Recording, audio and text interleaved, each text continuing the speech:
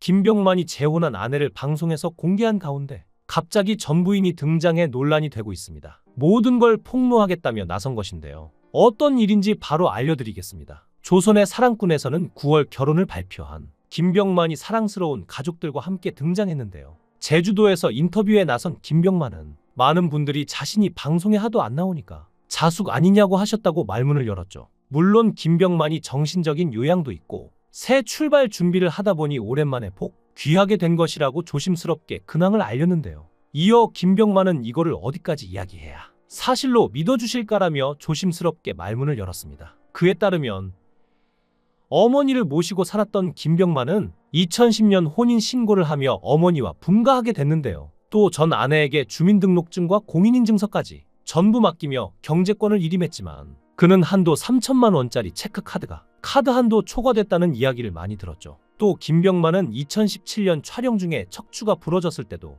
미국 병원에서 김병만이 장애인이 되느냐 마느냐 하는 순간에도 전 아내는 오지 않았는데요. 그럼에도 왜 이혼을 하지 않았냐는 말에 김병만은 가난에서 탈출하고 제일 두려웠던 게 다시 가난으로 돌아가는 것이었다고 합니다. 다시는 우리 엄마를 식당 일 시키지 않겠다는 마음이었다고 했죠. 그래서 커리어를 지키고 살았다는데요. 실제로 김병만은 8번의 시도 끝에 개그맨 시험에 합격한 상황이었고 그 당시만 해도 이혼은 연예인에게 큰 낙인이었죠. 이런 스트레스 상황에서 김병만은 개그 무대가 아닌 정글 오지를 피신처로 삼았는데요. 그러다 이혼 결심할 때는 끝에 몰렸었죠. 더 이상 방송 안 해도 좋다. 소송하자 싶었다는데요. 그리고 이번 방송에서 김병만은 인생의 구세주가 되어준 가족들을 소개했습니다. 태명을 별명으로 부르고 있는 김병만의 첫째 딸 짱이와 둘째 아들 또기가 등장했는데요. 김병만은 아내를 닮아 키가 큰 첫째를 보며 사람들이 생각보다 큰 애를 안고 다닌다고 한다며 딸이 큰 것이 아니라 자신이 작은 것이라고 했죠. 반면 둘째 또기는 아빠를 닮아 아직 아기인데도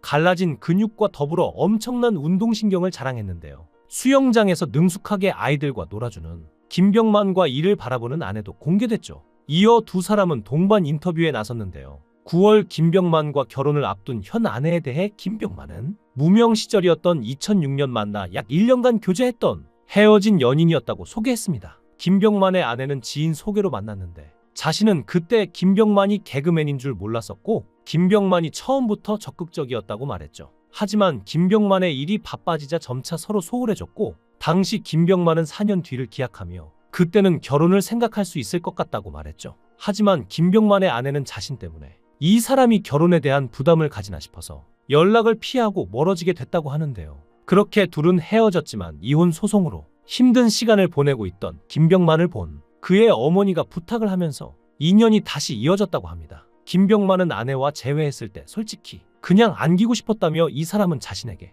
집사람이 아니라 집이라며 애정을 드러냈습니다. 김병만이 이럴 수밖에 없던 이유는 모두가 아실 텐데요. 김병만의 이혼 소식이 처음 알려진 것은 작년 11월인데 그가 이혼 소송 절차를 마무리했다는 내용이 보도되자 김병만 측은 별거 기간이 10년이 넘었다며 이혼 소송을 하긴 했지만 잘 마무리돼 서로 응원하는 사이로 남게 됐다고 말했죠. 김병만은 2011년에 7세 연상의 여자친구와 혼인신고를 해 부부가 됐는데 아내 A씨에게는 전 남편과 사이에서 낳은 딸이 한 명 있었으니 여기까지는 평범한 이혼으로 보였는데요. 문제는 11월 12일 김병만의 전처 A씨가 인터뷰를 통해 방송에서 김병만이 밝힌 주장을 조목조목 반박하면서 시작된 것입니다. 심지어 김병만이 결혼 기간 동안 상습 폭행을 저질러 현재 폭행 혐의로 검찰에 송치된 상태라는 얘기까지 한 것인데요. 이혼은 2020년에 이루어졌는데 김병만이 2022년 12월 A씨를 특정 경제범죄 가중처벌 등에 관한 법률 위반,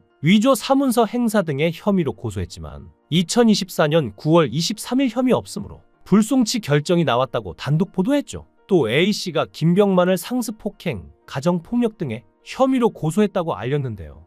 해당 보도가 나오자 김병만 측은 전처 폭행 혐의는 불기소로 끝난 일이라며 전처가 주장한 폭행 날짜에 김병만은 해외에 체류 중이었다고 반박했습니다. 하나의 사건을 두고 A씨 측은 사건이 검찰로 송치됐다고 밝혔고 김병만 측은 불기소로 끝난 일이라고 반박했죠. 과거에는 경찰이 수사를 마친 뒤 검찰의 사건을 송치하는 과정에서 기소 의견 내지는 불기소 의견을 정했는데요. 불기소 의견 송치의 경우 경찰 수사 결과는 무혐의라는 의미입니다. 그렇지만 경찰이 수사 종결권을 가진 현재 상황에선 무혐의로 수사 결과가 나오면 불기소 의견으로 검찰의 사건을 송치하지 않고 경찰 단계에서 수사를 종결합니다. 따라서 A씨 측 주장처럼 검찰의 사건이 송치됐다면 무혐의가 아닌 기소 의견이라는 의미인데요. 경찰 수사 결과는 무혐의로 나온 것으로 확인됐습니다. 그럼에도 경찰이 사건을 종결하지 않고 검찰의 사건을 송치한 이유는 가정폭력처벌법 제7조 때문인데, 이 조항은 사법경찰관은 가정폭력범죄를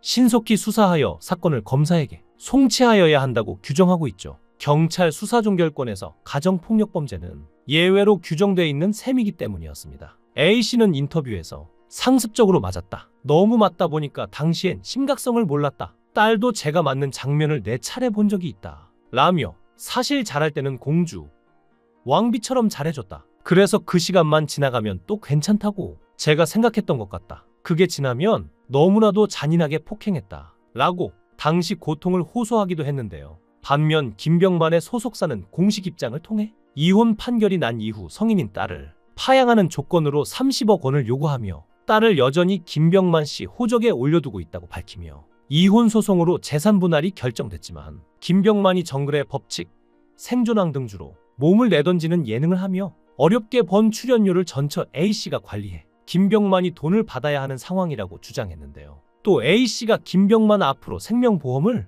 수십 개 들어놓은 사실을 이혼 소송 중에 알게 돼 김병만이 충격을 받기도 했다고 합니다. 도대체 이런 진흙탕 싸움은 어디서부터 시작된 걸까요? 제가 김병만이었다면 정말 무서울 것 같은데요. 그런데 여기서 가장 무서운 건 전부인이 수익자는 자신과 딸으로 정해놓고 김병만의 생명보험을 수십 개 든 것인데요. 전처가 김병만 명의로 가입한 보험이 24개고 대부분이 사망보험이었고 재테크보험, 연금보험이 섞여 있지만 이 역시 종신보험에 가까워 사망보험으로 판단된다고 합니다. 이름만 다를 뿐이지 피보험자가 사망하면 수익자나 상속자에게 보험금이 가는 구조라 사망보험과 별반 다를 바 없다고 하죠.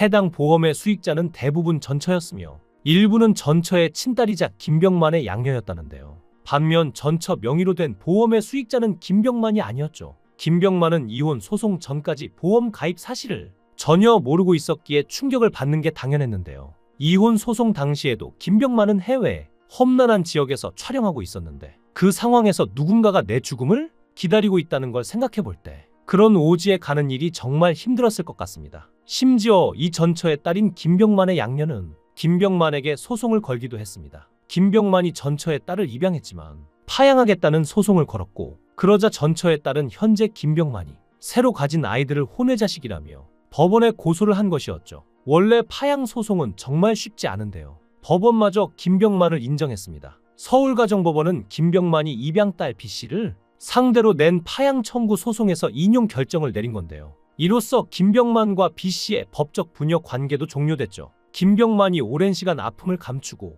대중 앞에 웃음을 주기 위해 나섰던 만큼 이혼 소송 역시 잘 마무리된 것 같은데요. 이제는 그가 행복한 가정을 꾸리길 바랍니다. 김병만을 응원하겠습니다. 여러분의 생각은 어떠신가요? 댓글로 여러분의 생각을 달아주시면 감사하겠습니다.